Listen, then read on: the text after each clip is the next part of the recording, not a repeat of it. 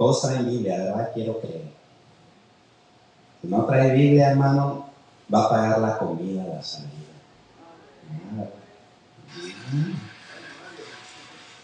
Esa música me gusta, hermano. Amén, hermanos. Romanos 12:2. Es importante todavía traer nuestra Biblia física, hermanos.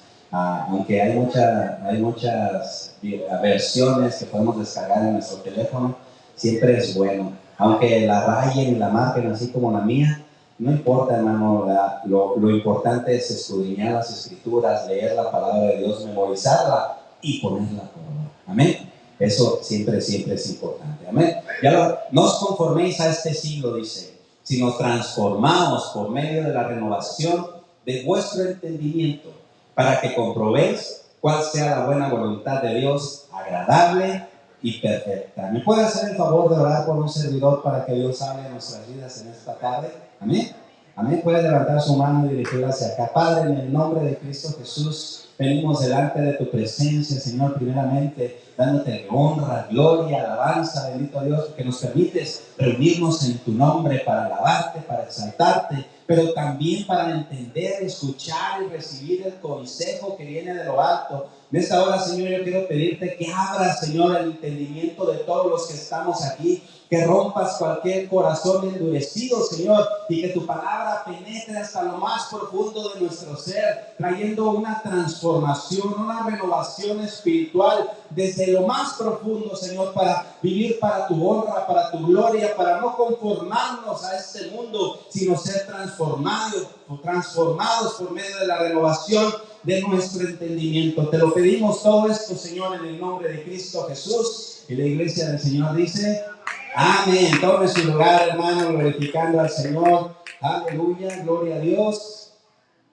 Quiero predicar bajo el tema transformados y renovados. Transformados y renovados. Hermanos, nos vamos a convertir en unos transformers el día de hoy. Esa solamente fue una para los jóvenes y no tan jóvenes, amén. Transformados y renovados. En el capítulo 12 de Romanos, hermanos, comienza haciéndonos una rogativa por parte del apóstol Pablo. El apóstol Pablo le ruega a la iglesia que está en Roma, imagínense. En vez de que le rogara a Dios como debería de ser, ¿verdad? Le ruega, ¿verdad?, a los romanos. Les ruega haciéndoles esto, exhortándolos a presentarnos a nosotros mismos como una ofrenda sacrificial. Una ofrenda santa, agradable a Dios. Dice el versículo 1, así que hermanos, dice. No le está hablando a gente que no cree en Cristo, ¿verdad? No le está hablando a inconversos. Le está hablando a los hermanos que se encuentran en Roma. Os ruego, por las misericordias de Dios, que presentéis vuestros cuerpos en sacrificio vivo, santo, agradable a Dios, que es vuestro culto racional.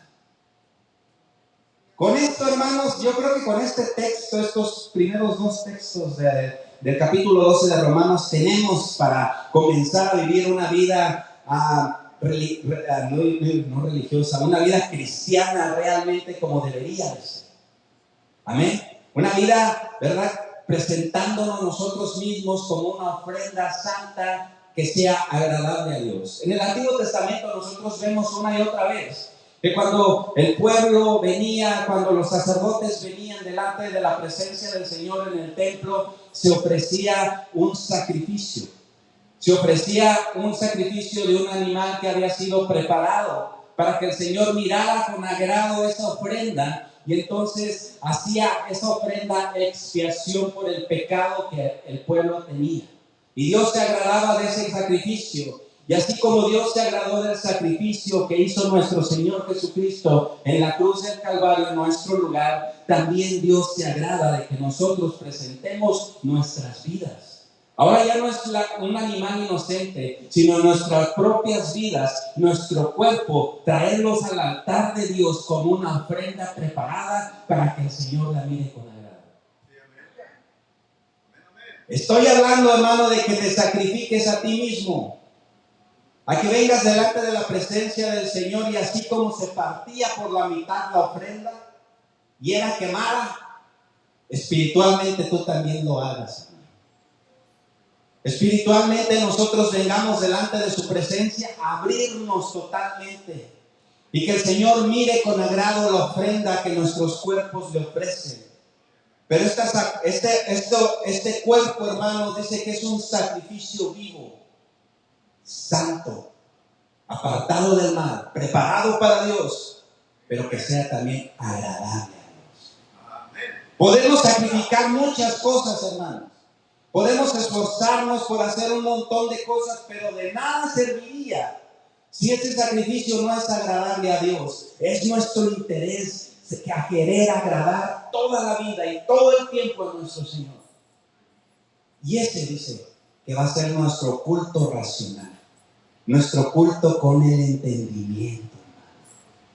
Alguien dijo en una ocasión, cuando vayas a la iglesia, quítate el sombrero. Y yo vi a algunos que se lo quitaron cuando entraron, qué bueno. Pero dice, quítate el sombrero, pero no te quites la cabeza. Quiere decir, hermano, que necesitamos nuestro intelecto, nuestro conocimiento, nuestra atención para ofrecerle un culto racional, con el entendimiento a nuestro Señor.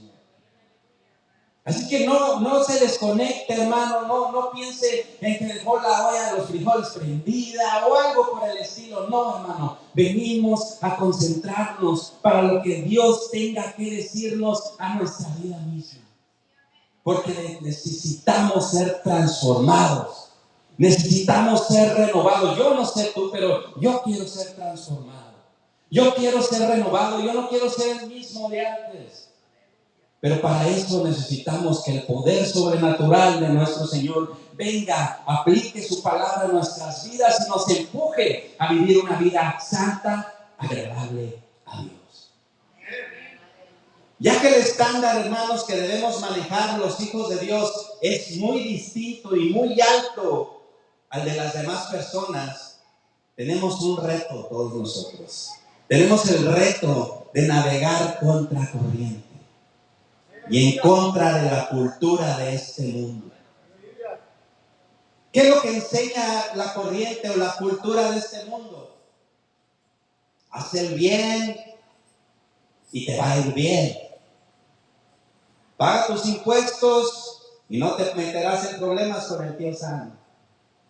Eso es bueno en cierta manera. Pero ¿qué enseña también la corriente del mundo? Todas las verdades son válidas. Si tú decides creer en esto, está bien. Yo decido creer en otra cosa y está bien. Para definir, hermano, la palabra contracultura o contracorriente, es importante empezar por definir qué es la palabra cultura.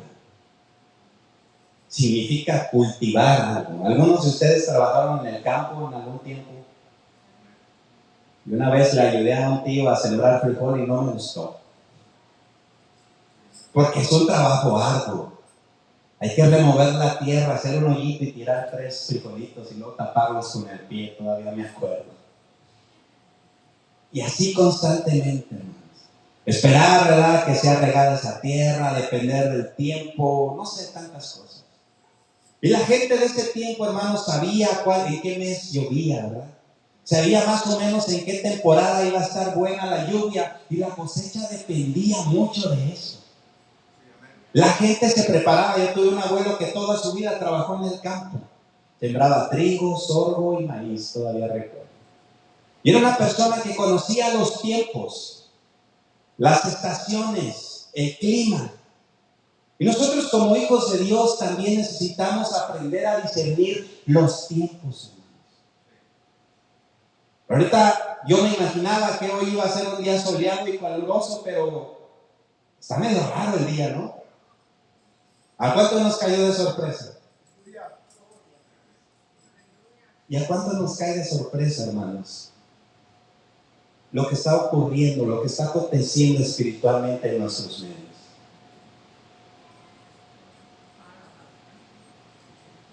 Formados o enseñados por alguna cosmovisión. ¿Qué es una cosmovisión? Una cosmovisión es la manera que vemos el cosmos, que vemos el mundo. Cada quien ve las cosas, ¿verdad?, conforme a cómo fue enseñado, a cómo fue entrenado. Todos tenemos una cosmovisión, hermanos, ya sea bíblica o pagana. Y así hemos andado por la vida creyendo, haciendo lo que nuestra conciencia nos indica que es lo mejor. ¿O no? Cabe mencionar que casi todas nuestras costumbres, todas nuestras prácticas, lo hemos heredado de nuestros antepasados, hasta la comida. A mí una vez me sirvieron en la casa arroz con costillas de puerco y pedí tortilla y me dijeron, no se come con tortilla todavía. ¿Y por qué? Porque ya el arroz es como que comes tortilla. Pero para mí, que yo fui educado de otra manera, en la que nos llenaban con kilos de tortilla, porque ¿cómo te lo explico? Que no había modo. Pues fue un cruce de culturas ahí, ¿verdad? Algunos al pozole, mejor dicho, al menudo, lo hacen como pozole, ¿verdad? Le ponen grano. Y nosotros, los que somos de más para el sur, ¿verdad? Que no le ponen grano al menudo. Dice un hermano, una vez iba a haber una división en la iglesia. Por un lado estaban los que le ponían grano al menudo y por el otro lado estaban los que no. Es algo aprendido, es algo que hemos ido, conforme va pasando el tiempo, lo hemos ido adoptando y lo tomamos como una filosofía de vida. Así que tenemos, hermanos, un gran reto por desaparecer las viejas costumbres, no de ponerle grano al menudo, sino las viejas costumbres que se encuentran arraigadas en nuestra filosofía de vida. Porque todavía venimos acarreando con cosas del pasado, hermano. Aunque tengamos años en el Evangelio, años en Cristo, todavía tenemos nuestras viejas costumbres. O para que nos entendamos, nuestras viejas malas mañas. ¿Sí o no? Y usted sabe eso exactamente, no necesita decírselo, hermana, a su esposo. Él sabe realmente con qué ha estado batallando por 1, por 2, por 3, por 10, no sé por cuántos años en su caminar con Cristo. Esta palabra es para hermanos, que no nos conformemos a este siglo. No te conformes a este mundo, sino transfórmate. Romanos 12:2 nos enseña cómo podemos llegar a ser aceptables delante de Dios. Todos queremos ser aceptables delante de Dios, ¿verdad? Esta transformación, hermanos, exige no vivir al estilo del mundo. Dice, no os acomodéis, no os amoldéis al esquema del sistema de criterios y actitudes de este siglo o de este mundo. No dice que salgamos del mundo en que vivimos, porque pues no estamos preparados para vivir en la estratosfera, no sé cómo se llama. No podemos salir de este mundo todavía, hermanos. Aunque a veces quisiéramos salir corriendo de aquí, ¿verdad? Ni que huyamos de la compañía de los mundanos tampoco. Porque si no, ¿cómo van a conocer el Evangelio ellos? Entonces, ¿qué hacemos? Si no somos de aquí ni de allá. Nos dice que vivamos, hermanos, no dice que vivamos conforme al estilo de vida de la edad presente. El Hijo de Dios, su filosofía no es como la del mundo. El Hijo de Dios, su filosofía es como la de Cristo. Aunque no sea potable para muchos, hermanos. Aunque no sea agradable de oír, exige una renovación de nuestra mente. No que necesitemos una mente reparada o un nuevo cerebro, sino una renovación. ¿Sabes que esta renovación no la puedes hacer tú? No la puede hacer alguien por ti, aunque quisiéramos, ¿verdad?, meter mano nosotros de vez en cuando. Esta renovación solamente se hace por medio del poder sobrenatural del Espíritu Santo de Dios aplicado en su palabra. una nueva manera de pensar. Hermano, yo creo que yo tengo buenos pensamientos, pero la palabra nos insta una y otra vez a renovar nuestras maneras de pensar, nuestros pensamientos. Alguien dijo en una ocasión, si tú vivieras 5 minutos en mi mente, tal vez no me volverías a hablar en tu vida. Y es que nuestra mente trabaja, no descansa. La mayoría de pensamientos, hermanos, son ensimismados en nosotros mismos. Me siento así, necesito esto, tengo esto, quiero esto. Que se me atienda, dice una hermana por ahí. Pero la manera de pensar del Hijo de Dios es cómo agradar a su Señor. Aunque no haya amigos, no importa. La manera de pensar de este mundo, hermanos, ya nos invadió. Ya se metió peor que un virus en la iglesia contemporánea. Y hemos cedido muchas veces ante la demanda de un cristianismo cómodo, un cristianismo placentero. Cuando llegamos aquí, hermanos, miramos lleno allá afuera. Y ya se habían ido casi todos. Y había comida, había 3 loncheras. Yo dije, está bien ahí, hay que ir, ¿no? Vénganse, hermanos, síganme los buenos. Y le dije a mi esposa, ¿cómo se le hace? ¿Cómo se le hace para llegar a eso? Porque pues la multitud como que anima, ¿no? Dije, bueno, pues hay que rebajar muchas cosas, me dice ella. Predícales lo que quieren oír. No mucho tiempo, que sea una predicación cortita, 15 minutos para que puedas obtener la atención de los oyentes. Cultos bonitos, avivados, hay que traer un grupo que toque bien, que emocione a la gente, no le hace que no sean cristianos. La banda del Recodo, ¿eh?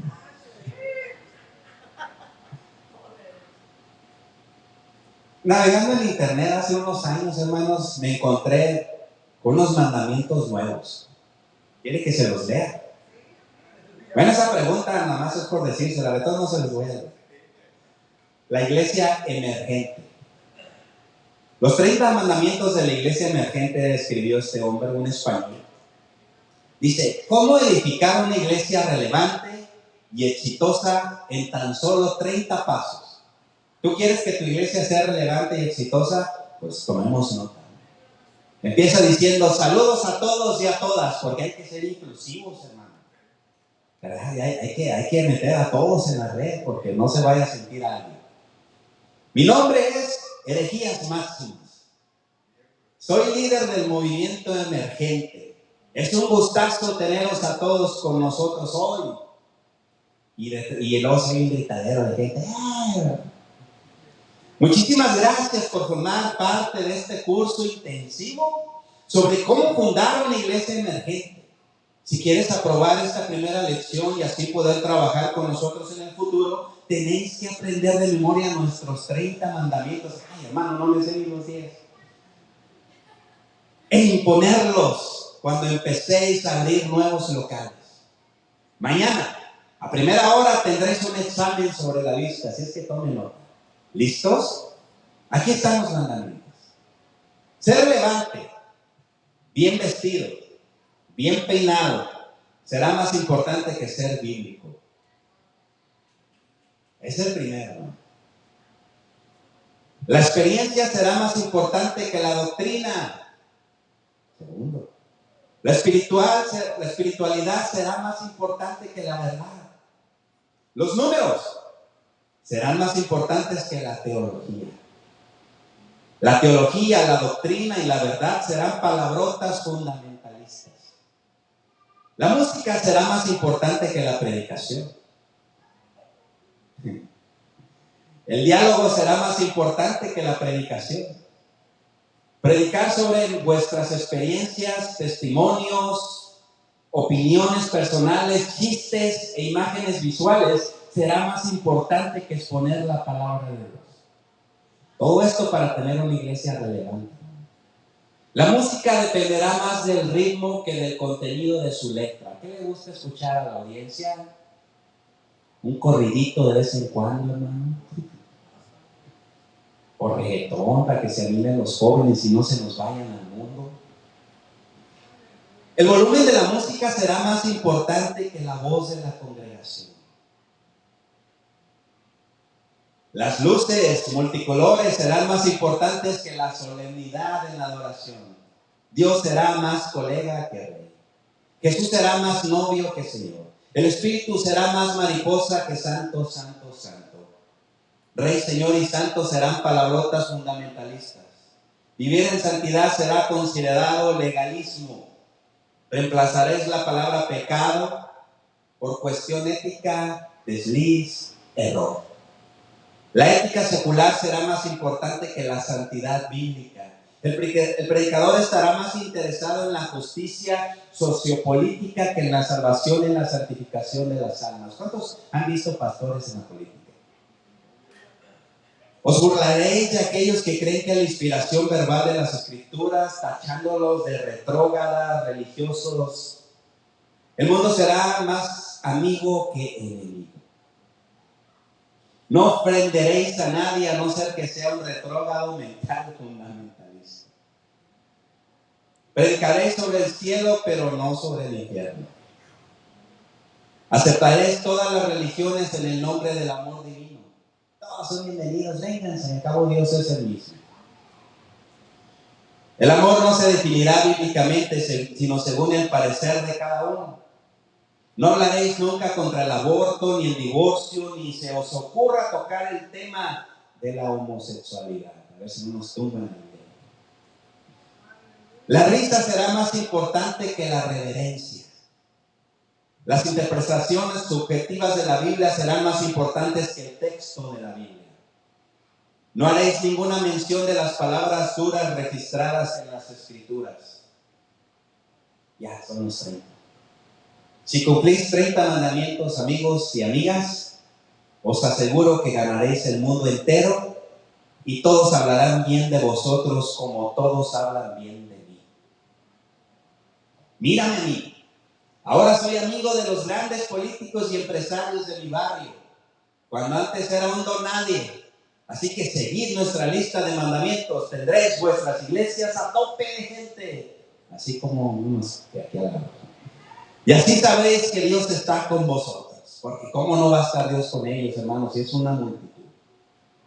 Y como todos sabemos, donde quiera que haya números, música alta y luces multicolores, ahí está la presencia de nuestro Dios. ¿Cierto o me equivoco?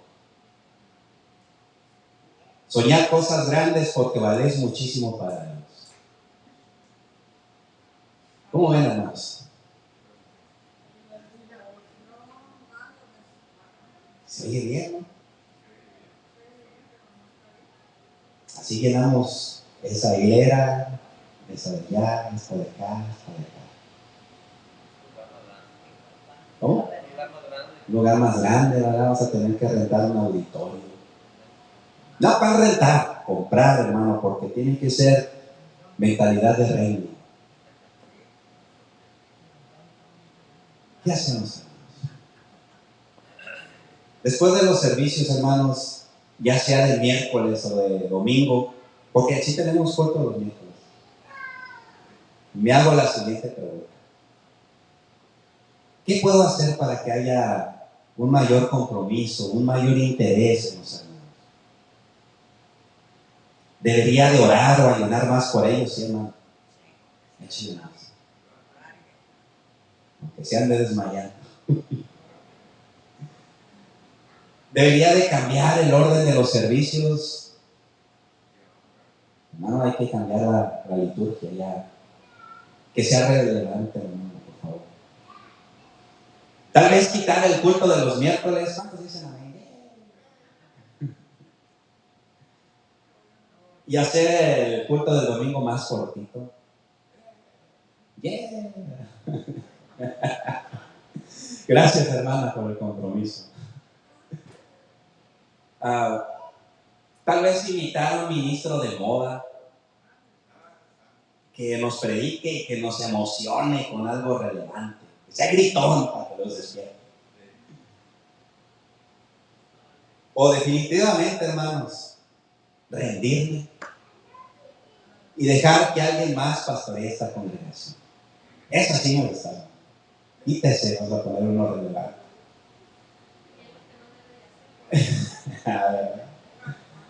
Así, hermanos, como no debemos amoldarnos al sistema de pensamiento de este mundo, tampoco hacerlo ante las nuevas formas de hacer iglesia. ¡Aleluya! ¡Gloria a Dios! Mirando, hermanos, personajes bíblicos que sirvieron a Dios con rectitud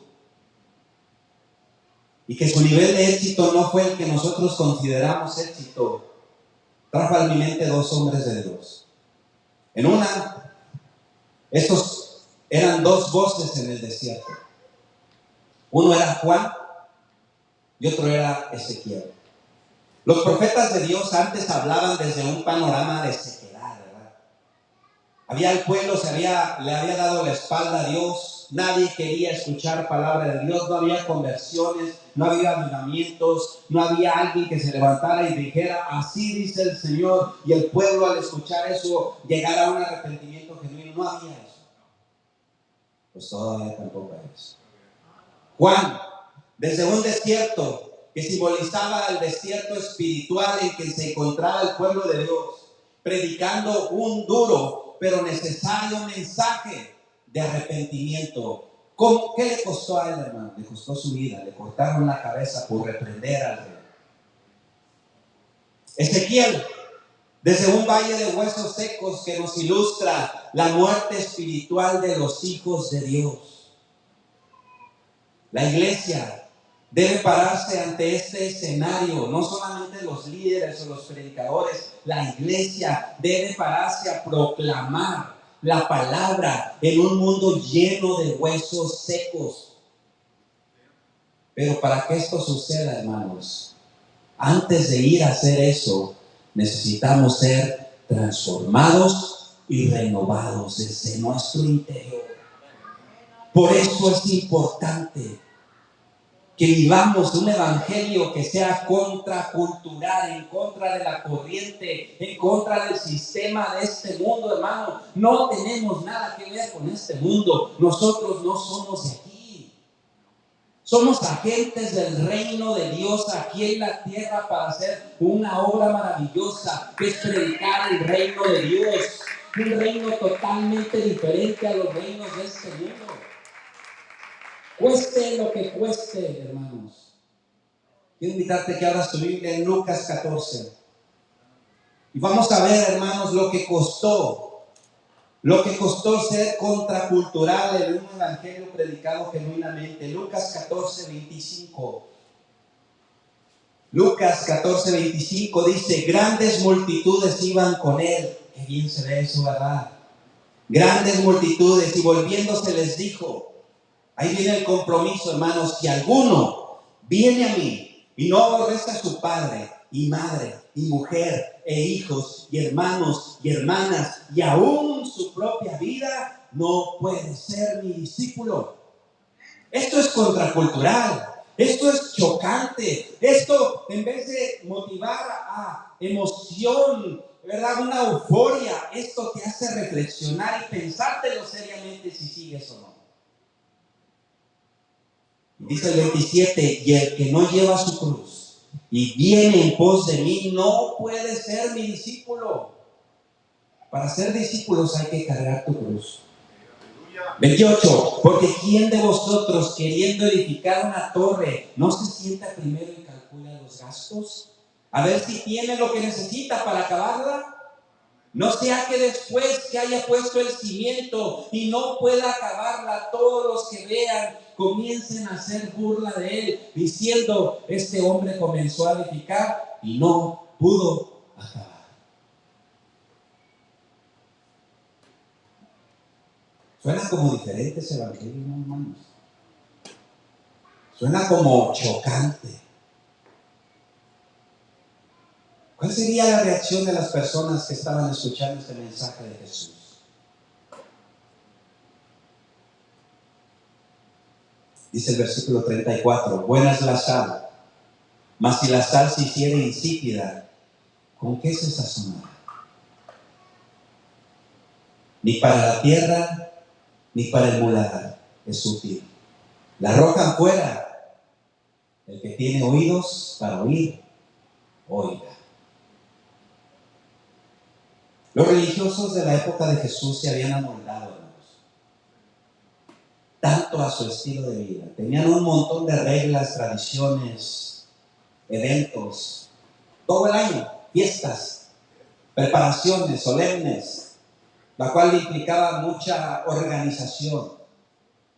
Había muchas cosas que ellos hacían y los hacían sentir bien con ellos mismos, porque se sentían que estaban haciendo algo para agradar a Dios.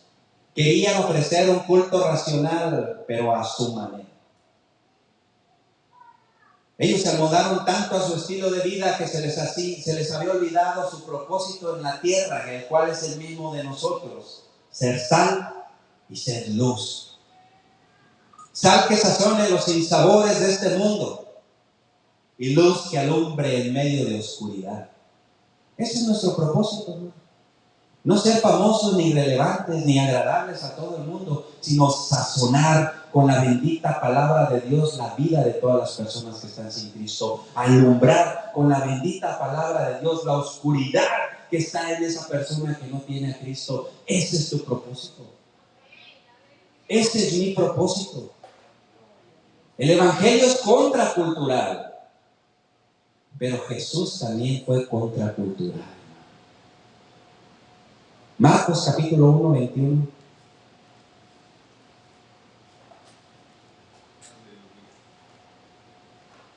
Marcos 1, 21 y 22 dice: y entraron en Capernaum los días de reposo, entrando en la sinagoga, enseñaba.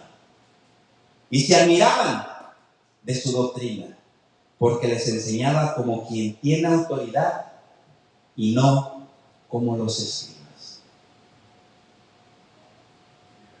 Jesús era un maestro diferente. Diferente a todos los que había. Había escribas, había fariseos religiosos de la ley que se la sabían de memoria, hermano. Los primeros 5 libros de la Biblia, de memoria, desde chiquitos se les enseñaba. Pero Jesús vino predicando el evangelio del reino de Dios, y al escucharlo los religiosos y toda la gente les sonó como algo diferente. Porque este evangelio, hermanos, era una buena noticia para el pecador. Pero para ellos que se sentían justos en sí mismos, fue una muy mala noticia, porque se dieron cuenta de que ninguna de sus obras de justicia iba a tener un impacto delante de Dios si no se humillaban de corazón. Lucas 15, 1, 2. ¿Estamos bien, hermanos? ¿Seguros? No se enoje conmigo, ¿eh? Lucas 15, 1 y 2. Se acercaban a Jesús todos los publicanos y pecadores para oírle. Aquí hay 4 audiencias. Ya primero tenemos a los publicanos y después los pecadores. ¿Cuáles eran los buenos de los dos? Ni acabé de ver. Después dice, y los fariseos y los escribas murmuraban. ¿Cuáles eran los buenos de esos dos? Pues tampoco. Y aún esos 4 hermanos necesitaban del evangelio, del poder del evangelio de Dios, diciendo: a los pecadores recibe y con ellos come. Eso era contracultural, ¿no? Oye, te la creo que un líder religioso se junte con los escribas y con los fariseos, pues son los de la élite religiosa del país. Pero ¿cómo dejas que se te acerquen publicanos y pecadores? Jesús es contracultural. Jesús, el Jesús de la Biblia, no el que nosotros nos hemos construido en nuestra mente y en nuestro corazoncito. El Jesús de la Biblia, hermanos,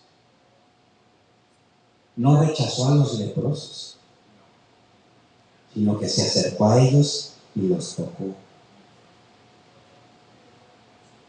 ¿Cuántos leprosos hay en esta ciudad? Espiritualmente en lepra. ¿Y a cuántos de ellos nosotros les sacamos la vuelta porque éticamente no tiene nada que ver conmigo? O sea, su vestimenta no es la adecuada, no me puedo aceptar. Su estilo de vida me choca, sus adicciones son, wow, es lo máximo. Y Jesús, ¿qué hizo, hermano? Comía con ellos. Queremos llegar a cosas grandes en Dios, en el buen sentido de la palabra. Necesitas comer con ellos. Con pecadores, con publicanos, etcétera, etcétera, etcétera. Hasta con reggaetoneros. Todos necesitan el Evangelio. Tú tienes el Evangelio. Has recibido el Evangelio. Tienes la buena noticia. ¿Qué te limita, hermano? ¿Qué te limita para que seas un agente en el reino de Dios, aquí y ahora? Hermano, es que yo no sé hablar. Puedes invitarlo a un estudio bíblico, ¿no? Puedes invitarlo a un servicio. Puedes orar por él o por ella. Puedes mandarle un mensajito. Porque Dios no quiere que nadie se pierda, entonces nosotros tampoco, hermano. Esas 4 audiencias a las que Jesús se dirigió, en esas 4 audiencias entendemos, hermanos, que viviremos nuestro propósito en el mundo mientras más nos parezcamos a Jesús. Más las personas van a querer acercarse a saber, a conocer acerca de nuestro Salvador. ¿Sabes por qué las personas no vienen a Cristo? Alguien dijo, porque conocen a un cristiano que no les comunica el Evangelio. O en el mejor de los casos, porque conocen a uno que sí se los comunica. Todos podemos ver detalles, ¿verdad?, en la iglesia. Yo desde aquí veo más, a lo mejor. Tal vez todos seamos parte del problema de que la iglesia no despegue. Pero ¿sabes qué, hermano? También somos parte de la solución para eso. Cuando nosotros vengamos y traigamos a las personas al que conoce todos nuestros pecados, todas nuestras faltas, todas nuestras debilidades, todas nuestras vergüenzas, y les digamos a las personas que Él siempre tendrá tiempo para ellos y abrirá un espacio en su agenda para encontrarse con un pecador que necesita arrepentimiento, es decir, transformado y renovado, entonces, hermanos, cumpliremos nuestro propósito en Dios. Un último ejemplo de lo contracultural que es el Evangelio. San Juan 4, creo que ya voy a terminar. San Juan 4:25. Tenemos una escena muy bonita ahí, hermanos. A Jesús le dio sed en una ocasión.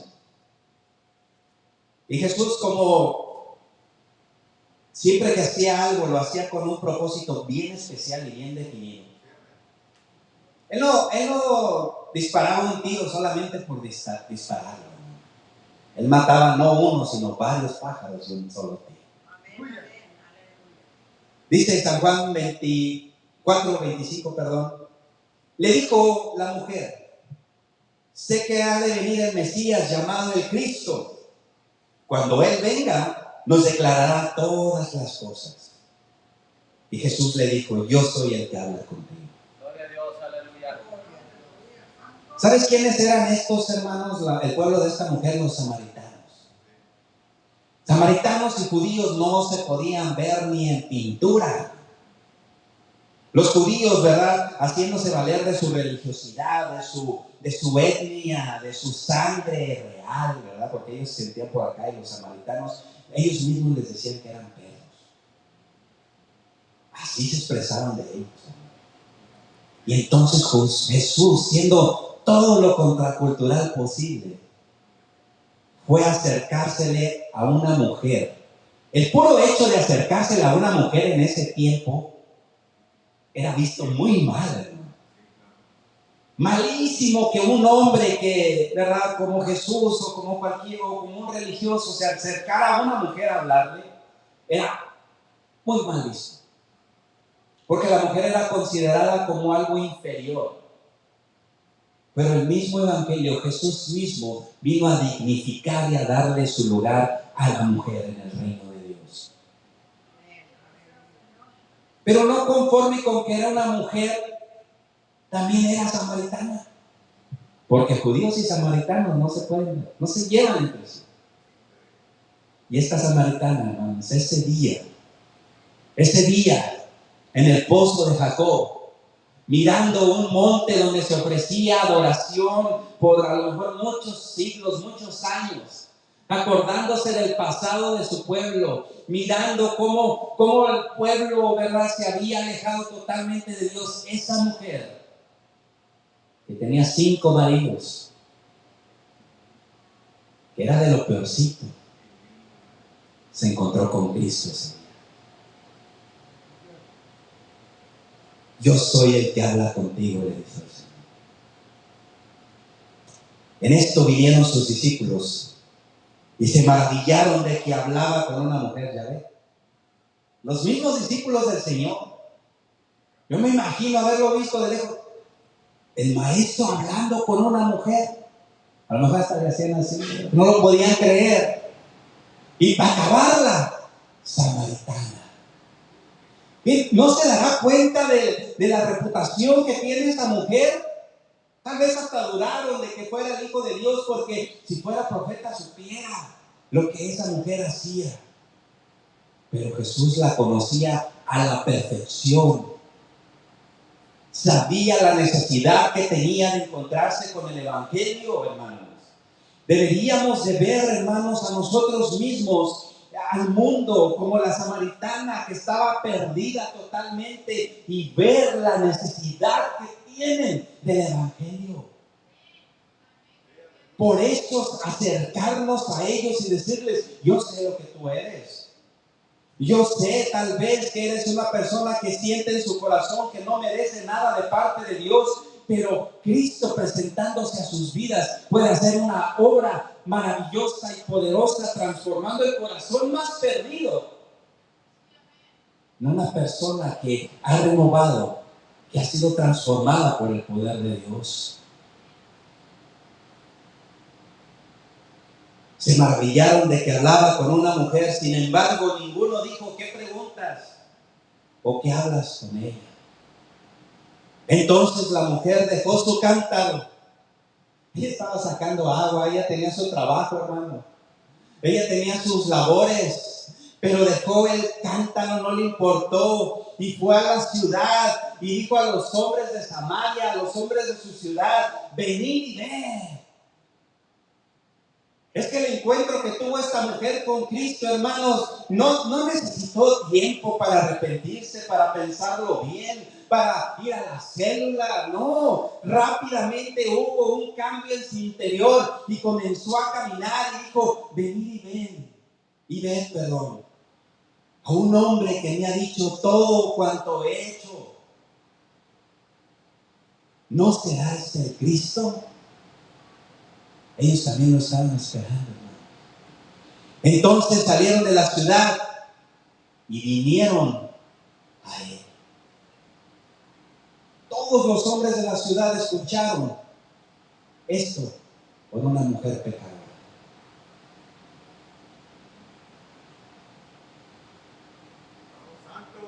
¿Qué vamos a hacer? ¿Se dan cuenta de que Dios no levantó ningún fariseo, ningún escriba para llevar el evangelio a los samaritanos? Pues son una mujer. de muy mala reputación, para decirles, vengan y vean. Quiero pedirte que te pongas de pie.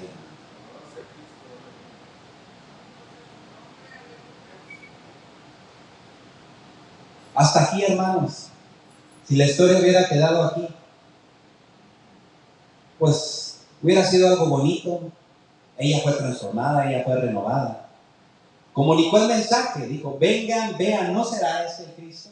Fue todo lo que dijo.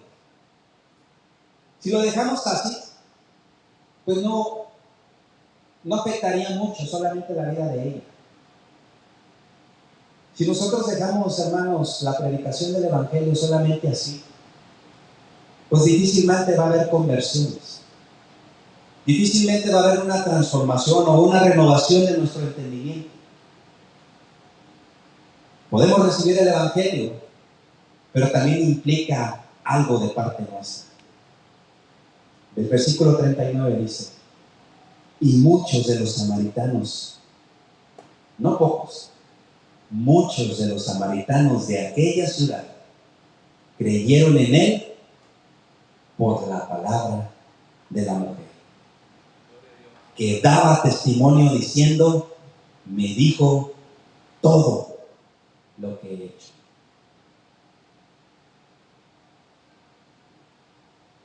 ¿Sabes que nosotros éramos esos samaritanos, hermano? Y hemos recibido misericordia. Pero allá afuera, incluso en nuestra misma casa, hermano, hay personas que no han visto ni oído acerca de Cristo. Pero tú puedes llevarlos y decirles, vengan y vean, encuéntrense con el Cristo resucitado, sean transformados, sean renovados.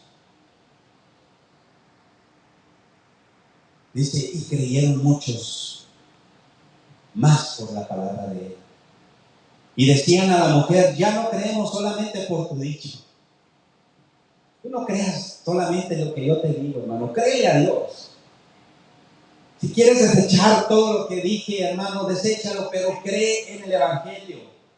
Cree que el Evangelio tiene poder todavía para transformar cualquier corazón, renovar cualquier mente, por más sucia, contaminada, cochambrosa que esté. Hay poder en Cristo, hay poder en la palabra de Dios. Esos hombres dijeron, porque nosotros mismos hemos oído y sabemos que verdaderamente este es el Salvador del mundo, el Cristo.